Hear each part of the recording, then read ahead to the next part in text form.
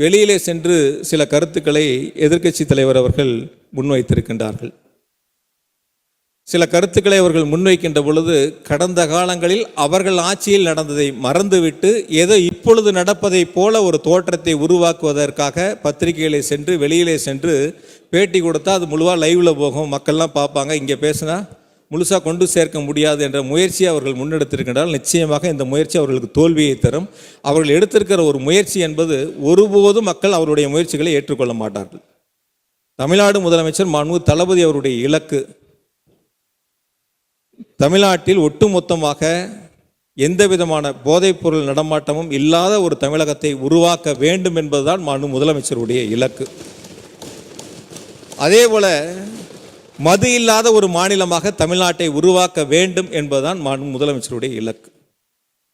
இங்கு பேசிய நத்தம் விஸ்வநாதன் 2011ஆம் ஆண்டு இதே மானிய கோரிக்கையிலே உரையாற்றியிருக்கின்றார். நான் 2 தினங்களுக்கு முன்பாக அந்த உரையை எடுத்து முழுவதுமாக வாசித்து பார்த்தேன். அவர் அதில் சொன்ன பதிலுரைகளை சொல்லுகின்ற பொழுது அவர் சொன்ன பதில், ஒட்டுமொத்தமாக இந்தியா முழுவதும் மது இருக்கின்ற பொழுது, நம்முடைய அருகாமை மாநிலங்களில் மது இருக்கின்ற பொழுது தமிழ்நாட்டில் மட்டும் மது விலக்கை கொண்டு வர முடியாது. ஒன்றிய அரசு நினைத்தால் அதனால் ஏற்படுகின்ற இழப்புகளை நிதியாக கொடுத்துவிட்டு இந்தியா முழுவதும் கொண்டு வருகின்ற பொழுது தமிழ்நாட்டிலும் அதை பின்பற்றப்படும் என்ற ஒரு பதிலுரையாக இருந்தால் அதன் முழுமையாக நான் படித்து பார்த்தேன். ஒரு அரசு எந்த அளவிற்கு அக்கறை கொண்டு, ஒரு முதலமைச்சர் மக்கள் மீது எந்த அளவிற்கு அக்கறை கொண்டு இதில் சிறப்பு கவனம் செலுத்துகிறார்கள் என்று சொன்னால், தமிழ்நாட்டில் இருக்கக்கூடிய பள்ளிகள், கல்லூரிகள், கோயில்கள், இப்படி பல்வேறு இடங்களில் இருக்கக்கூடிய கடைகளை உடனடியாக மூட வேண்டும் என்று உத்தரவிட்டு ஏறத்தாழ 103 கடைகள் தமிழ்நாட்டில் மூடப்பட்டிருக்கின்றன.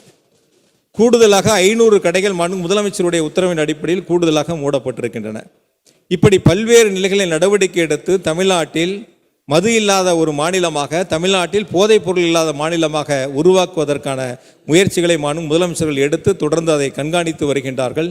எனவே வெளியிலே பேசுகின்றவர்கள் ஏதோ தமிழ்நாட்டில் மட்டும் மது விற்பனை இருப்பதைப் போல, தமிழ்நாட்டில் இந்த மது விற்பனை மூலமாகத்தான் அரசு நடைபெறுவதைப் போல சில அரசியல் இயக்கங்கள் தேர்தலை மனதிலே வைத்து மக்களிடத்திலே ஒரு அவப்பெயரை உருவாக்குவதற்கு முயற்சி எடுக்கின்றார்கள்.